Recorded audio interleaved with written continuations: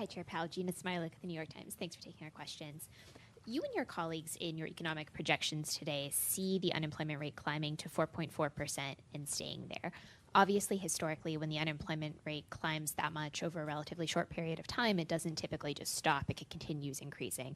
And so I wonder if you can walk us through why you see the labor market stabilizing, sort of what's the mechanism there, and what do you see as the risks? So, again, the labor market is actually in solid condition. And our intention with our policy move today is to keep it there. You can say that about the whole economy. The U.S. economy is in good shape. It's growing at a solid pace. Inflation is coming down. The labor market is in a strong pace. We want to keep it there.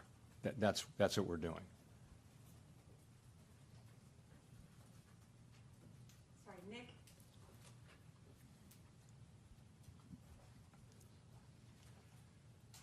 Nick Timiraos of the Wall Street Journal. Chair Powell, does today's action constitute a catch-up in action given recent substantial revisions to the employment data?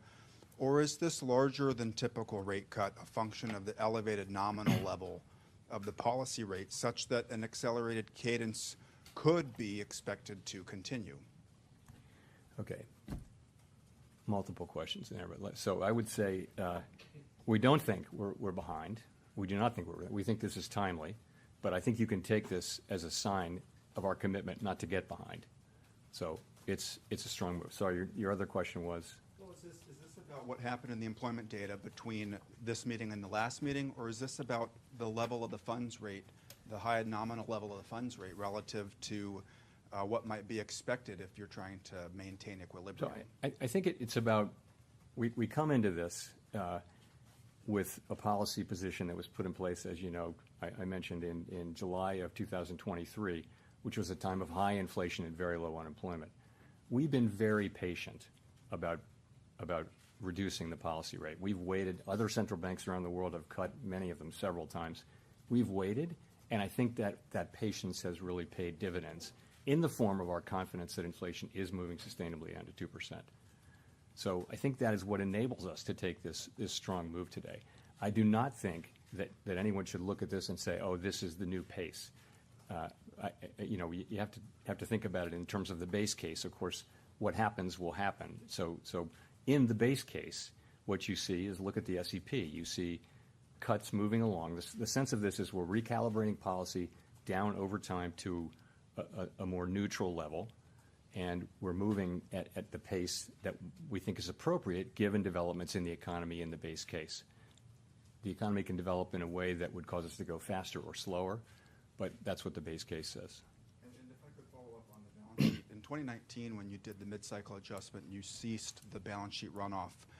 With the larger cut today, should there be any signal inferred about how the committee would approach end state on the balance sheet policy? So in the current situation, reserves have really been stable. They haven't come down. So reserves are still abundant and expected to remain so for some time. As you know, the shrinkage in our balance sheet has really come out of the overnight RRP. So I think what that tells you is we're not thinking about stopping runoff because of this at all. We know that these two things can happen side by side. In a sense, they're both a form of normalization. And so for a time, you can have the balance sheet shrinking, but also be cutting rates. Colby. Thank you. Colby Smith with the Financial Times. Just following up on Gina's question on rising unemployment, is it your view that this is just a function of a normalizing labor market amid improved supply? Or is there anything to suggest that something more concerning perhaps is taking place here, given that other metrics of labor demand have softened too? And I guess in direct follow-up to Gina is, why should we not expect a further deterioration in labor market conditions if policy is still restrictive? So I think what we're seeing is clearly labor market conditions have cooled off by any measure, as I talked about in Jackson Hole. And but they're still at a level. The level of those conditions is actually pretty close to what I would call maximum employment. So you're close to mandate, maybe at mandate on that. So what's driving it? Clearly, payroll job creation has moved down over the last few months, and this bears watching. meant by many other measures, the labor market has returned to or below 2019 levels, which was a very good, strong labor market, but this is more sort of 2018, 17. So the labor market bears close watching, and we'll be giving it that. But ultimately, we believe, with an appropriate recalibration of our policy, that we can continue to see the economy growing, and that will support the labor market. In the meantime, if you look at the growth in economic activity data, retail sales data that we just got, second quarter GDP, all of this indicates an economy that is still growing at a solid pace. So that should also support the labor market over time.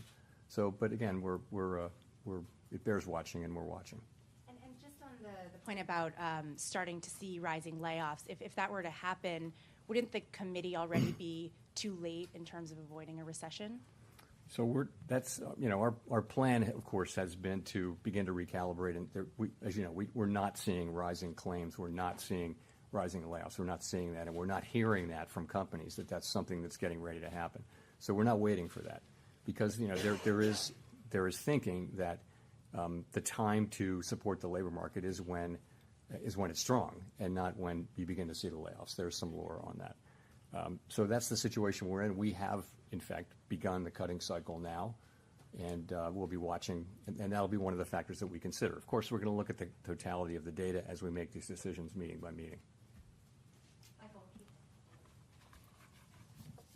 Michael McKee with Bloomberg TV and Radio. To follow up on that, what would constitute for you and the committee a deterioration in the labor market? You're pricing in basically by the end of next year 200 basis points of cuts just to maintain a higher unemployment rate.